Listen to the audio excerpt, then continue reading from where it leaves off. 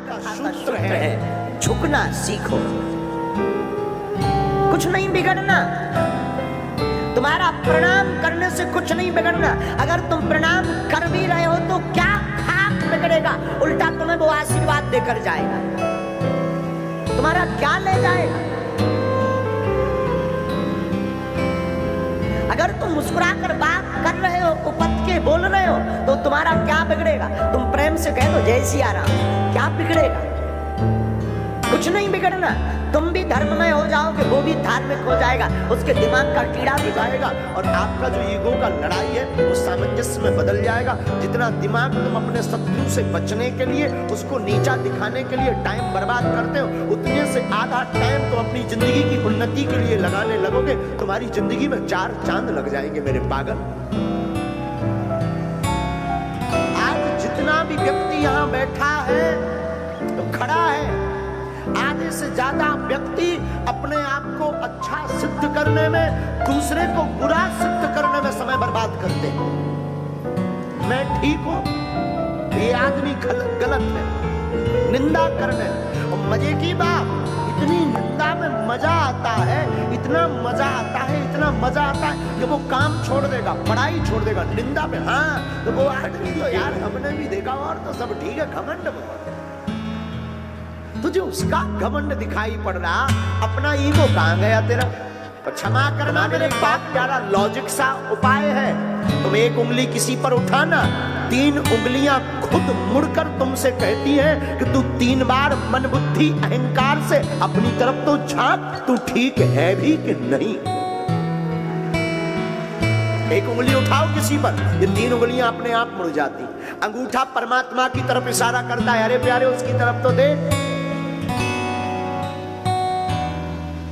लेकिन हम लोग, हमारे जीवन का एक वाकया है दादा गुरु जी का। को भगवान श्री कृष्ण ने गले से लगाकर सुदामा का मान बढ़ा दिया, ऐसे स्वामी जी ने दास को याद करके दास का मान बढ़ा दिया। आपके चरणों में बारंबार नमन, बारंबार नमन।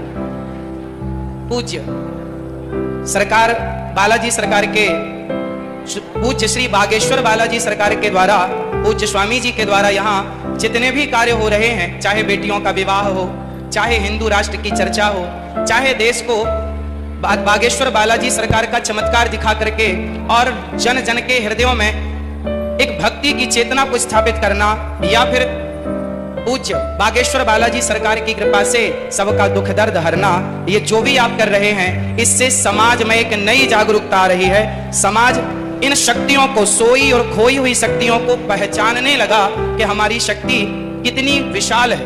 और सनातन की संस्कृति की जो हमारी शक्तियां हैं, हनुमान जी जब लंका गए तो हनुमान जी से पूछा राम जी ने कि आप लंका चले गए?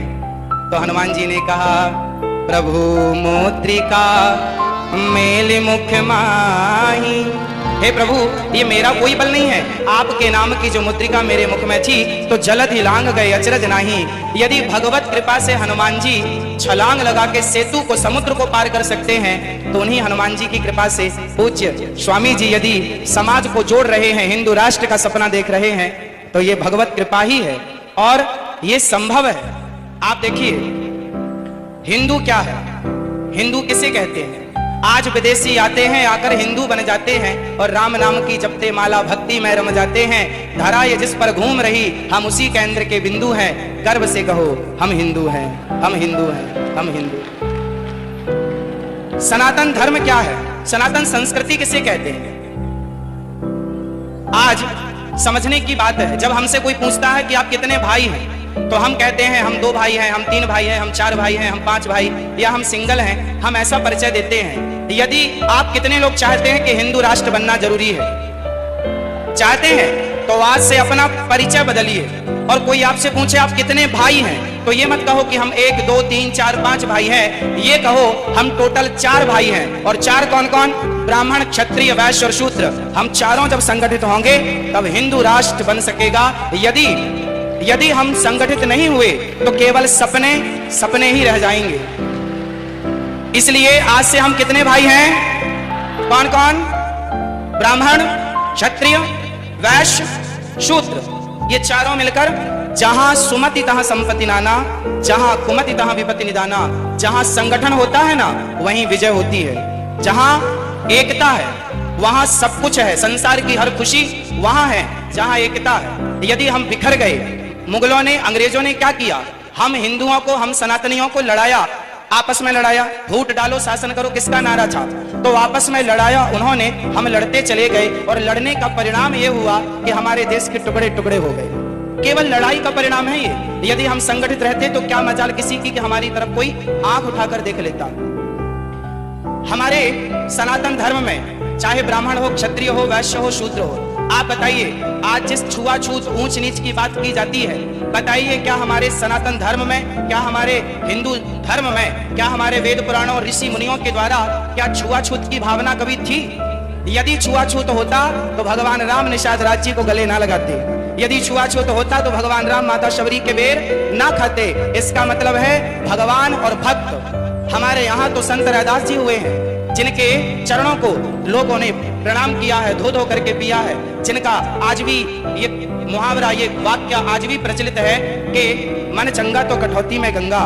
ऐसे महापुरुषों को हमने अपने हृदय में बिठाकर उनको पूजा है। यदि हमारे यहाँ जातवाद होता, ऊंच नीच होती, तो हम कभी भी ऐसे लोगों को इस रूप में स्वीकार ना करते। इसका मतलब हमारे देश में जातवाद था ही नहीं। ये जातवाद का जहर घोलकर सिर्फ सनातनियों को आपस में लड़ाने का षड्यंत्र किया गया, और जिस षड्यंत्र की चपेट में हम सभी भारतीय आ गए।